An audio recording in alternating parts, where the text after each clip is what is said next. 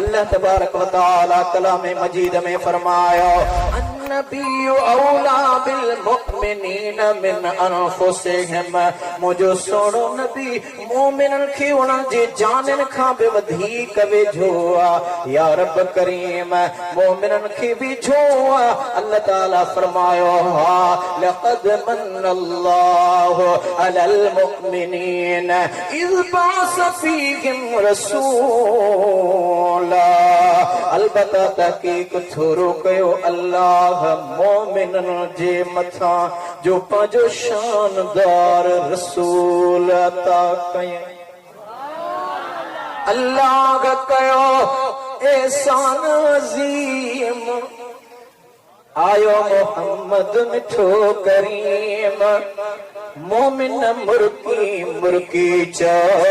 बिस्मिल्लाहिर रहमानिर रहीम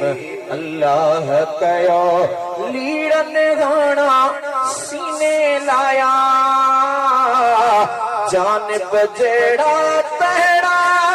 कुर्बत this ओ पे कदरा सरदार कया थई कहड़ा बेशक बाजी रऊफ रहीम आयो मोहम्मद मिठो करीम मोमिन मुर्की मुर्की चो बिस्मिल्लाहिर रहमानिर रहीम अल्लाह कयो अल्लाह कयो उन रब्बे करीम जी ज़ाते बाबरकात खास एहसान फरमायो मोमिनन जे मथा जो मोमिनन खे पंहिंजो शानदार रसूल अता कयो ए मोमिनो कॾहिं हुज़ूर आया सूरह तौबा जे आखिरी रुकू जे आखिरी बिन आयतन में हिकिड़ो अजीब जुमलो लिखियल आहे हुज़ूर जी तशरीफ आवरी जो ज़िक्र आहे लक़द जाअकुम रसूल अलबत्ता तहकीक रब करीम जी ज़ाते बाबरकात हुजूर जे अचण जो ज़िक्र बयान फरमायो जाअकुम आयो अम्हां वट रसूल थोड़ो ध्यान तलब इन जुमले ते लक़द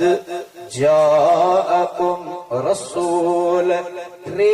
लफ्ज़ आहिनि पूरो जुमलो आहे जंहिंमें अल्लाह करीम जी ज़ाते बाबरकात हबीब जी तशरीफ आवरी जो ऐलान फरमायो आहे हाणे उन जुमले खे लफ्ज़न में विरहायूं वरी लफ्ज़न खे अखरन में विरहायूं लाम क़ाफ दाल लक़द टे जाअकुम जीम अलिफ अलिफ हमज़ा काफ मीम पंज टे पंज अठ रसूल रासीन वालाम चार अठ चार घणा थिया 12 रबीउल अव्वल ॾींहुं भलारो पैदा कयो अल्लाह पंहिंजो महबूब प्यारो सलवात खे झूगारियो सल्ले अला पुकारियो मुझे आका मदीने वारे मीर जी ज़ाते बाबरकात 12 रबीउल अव्वल ते तशरीफ खणी आया उहे जेके अग में एतराज कंदा हा अज उन्हनि जे मरकज़ जे तरफां किताब छपजी रहिया आहिनि पाण लिखनि पिया त मुस्तफ़ा करीम जी विलादत 12 रबीउल अव्वल ते आहे उन आका सां असां मोहब्बत करण वारा आहियूं अन्नबी औला बिल मोमिनीन मुझो सोहणो महबूब मोमिनन खे उन्हनि जे जाननि खां बि वधीक वेझो